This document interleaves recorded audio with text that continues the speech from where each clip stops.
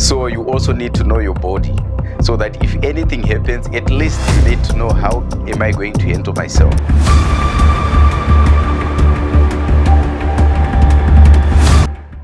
Hi there, my name is Cosmas.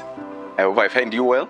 Naturally, every human being is created with this instinct of long life.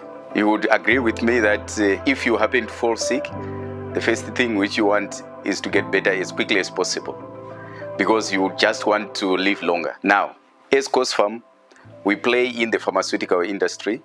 We are part of your healthcare providers.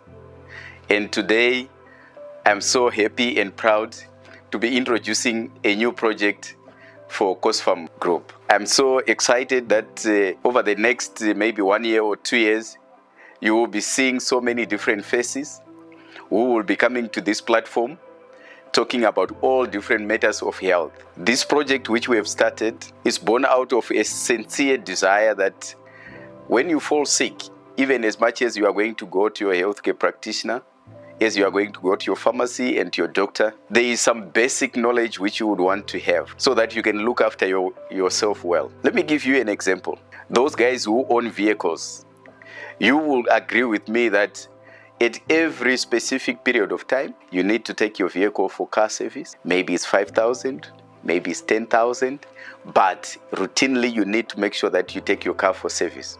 At the bare minimum, maybe you need to change your tires, you need to change oil, and so forth. This is exactly applicable even to our own human body. You need to go for medical checkups.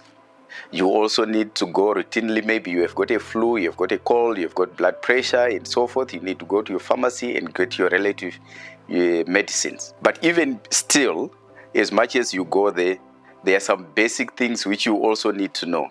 You need to know how to change your own vehicle tires.